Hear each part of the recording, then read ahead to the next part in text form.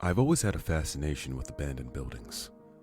Ever since I was old enough, I would gather my friends and we'd go on a trip to any neglected construction sites or haunted neighborhoods we could find.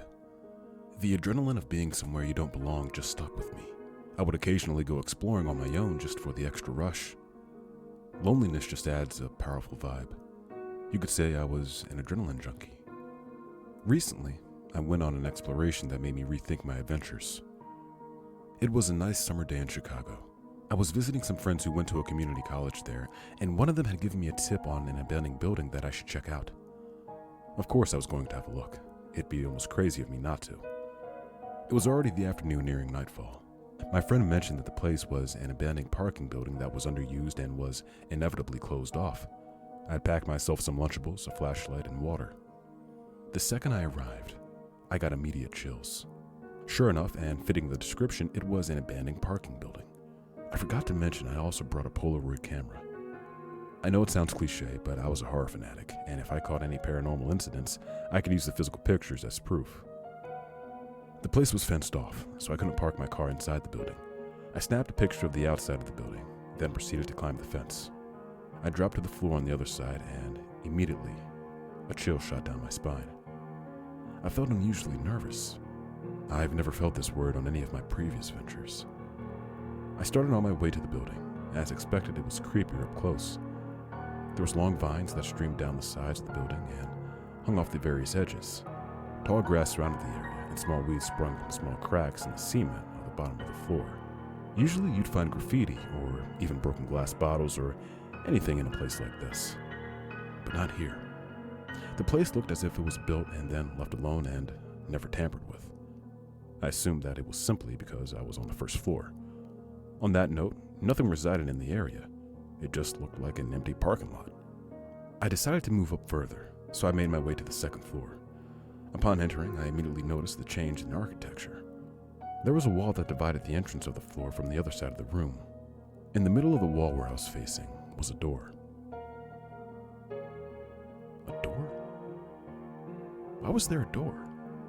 It wasn't even big enough for a small car to fit through. I chuckled at the idea that this was probably the reason the building was abandoned. I pulled out my camera and took a picture. The small piece of paper ejected from the camera.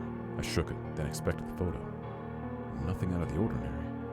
I placed it in the pocket of my backpack and walked up to the door and opened it. The second I entered the room, a putrid smell filled my nose.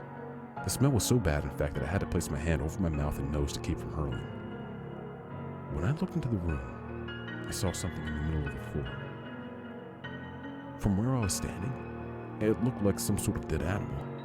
The flies that darted around the corpse only further indicated that possibility. I hesitantly approached the middle of the room while covering the bottom half of my face with my shirt. Upon closer inspection, I realized that the thing was in fact a dead, mutilated pig. It had claw marks that streamed down to the lower half of its body, which was entirely missing. You could see the guts of the animal strung out of its body. I immediately received a sensation of utter horror. By this point, I had definitely seen enough.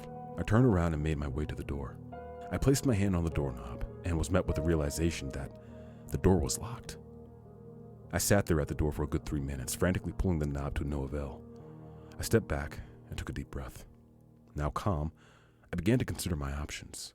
I pulled out my phone and was met with no bars. Despite this, I could still call 911. However, no one picked up. The phone just kept ringing. I tried not to panic, as it wouldn't help anything. Even so, I was still shocked. I thought that maybe I could jump off the side of the ledge. I walked over to the half wall of the building and peered over. My eyes widened in fear. Some way, and somehow, I was multiple stories higher than the second floor. Not just that, but the building seemed taller than before. I looked up to see the unbelievable. The building reached up above the clouds and so on. I couldn't believe my own eyes. I pulled out my camera to snap a shot of what I was seeing.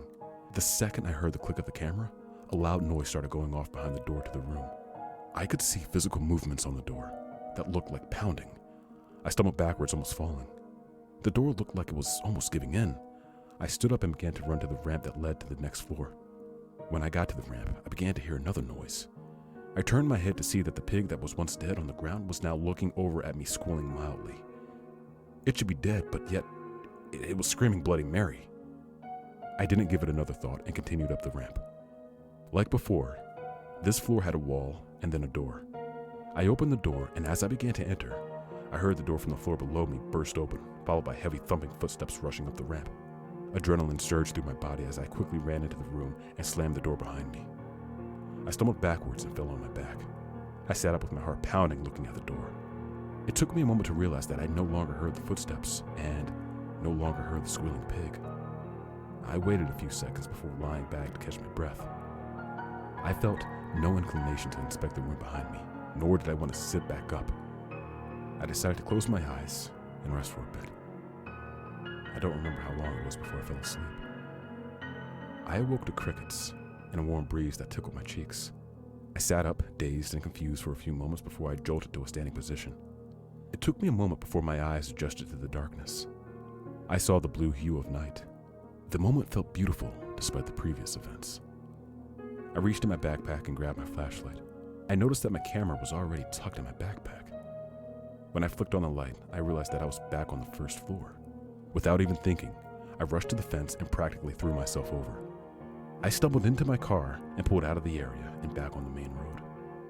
When I could finally catch my breath, I looked into the rearview mirror. My eyes caught the building for 3 seconds just before it disappeared behind the tree line. It looked completely normal to me. It was no longer a skyscraper that reached through the clouds. I felt a moment of relief. When I got back to the hotel I was staying in, I threw my backpack on the bed and sat down beside it. I thought that maybe it was all a dream. Maybe I passed out due to the heat and had a nightmare. I opened my backpack to eat a Lunchable when I saw them. 3 Polaroid pictures. I pulled them out and flipped through them. The first one was the picture of an abandoned building that I took when I arrived. The second was the picture of the door that I saw when I reached the second floor. So it really did happen. When I got to the third photo, my eyes widened. In the photo, I expected to see the building reaching into the skies, but instead, I saw myself standing next to some words on a wall that looked as if they were written in blood. The words read, "Never come back." I since burned the pictures and decided to forget the whole experience. I lost the will to ever explore abandoned buildings again. I'm writing this now to get it off my chest, and maybe even warn any people who plan to explore an abandoned building in the future.